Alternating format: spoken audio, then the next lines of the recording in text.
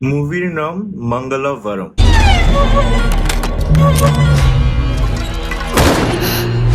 সিনেমার প্রথমে দেখা যায় গ্রামের কোনো এক কারখানার দেয়ালে কে যেন লিখে গেছে অমুকের বউ আর অমুকের জামাই একে অপরের সাথে পরকীয়ায় লিপ্ত।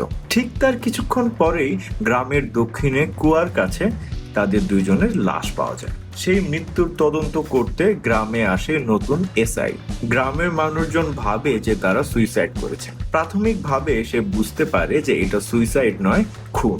তবে গ্রামের জমিদার তাকে পোস্টমর্টেম করতে বাধা দেয়। তার পরের মঙ্গলবারেও একই ঘটনা, অর্থাৎ দেয়ালে কে যেন লিখে গিয়েছে যে অমুকের বউ আর অমুকের জামাই একে অপরের সাথে অবৈধ মেলামেশায় লিপ্ত।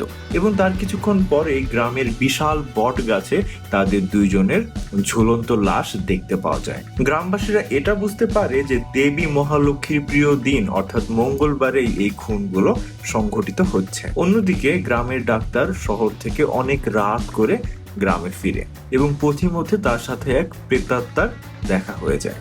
এদিকে আবার হঠাৎ হঠাৎ এক মুখোশধারীকে গ্রামে দেখা যাচ্ছে। কে এই খুনগুলো করছে এবং মুভির স্টোরি বা কোন দিকে আগাচ্ছে, এটা জানতে পারলে আপনাকে দেখতে হবে মঙ্গলাভারম।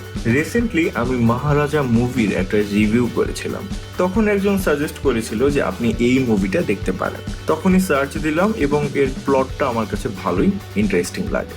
এক বসায় দেখে ফেললাম মুভিটা এবং আমার কাছে দারুণ লেগেছে। তবে এটি দেখার একটা শর্ত হচ্ছে ওপেন মাইন্ডেড থাকতে হবে। মুভিতে বিয়ে বাড়ির একটা ফাইট সিকোয়েন্স রয়েছে। এটা ফেসবুকে যখন ভাইরাল হয় তখন আমি দেখেছিলাম, বাট আমি জানতাম না যে এটা এই মুভির সিন।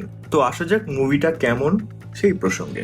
মুভিটা ওভারঅল ঠিকই লেগেছে আমার। এমনিতেই সাউথ ইন্ডিয়ান সিনেমাগুলো আমার কাছে দারুণ লাগে। তার উপর যদি হয় মিস্ট্রি থ্রিলার জনরা, তাহলে তো কথাই নেই।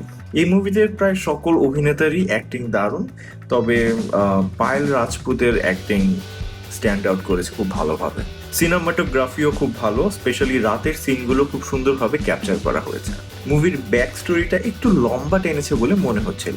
আমার মতে ওটা সামান্য হলেও কাটছাট করা যেত। যেহেতু মুভির মেইন স্টোরিটা আগায় খুনের তদন্ত করতে গিয়ে, সেখানে অযাচিত অনেক কিছুই চলে আসে যেগুলো সাসপেন্সটা ধরে রাখতে হিমশিম খাচ্ছিল।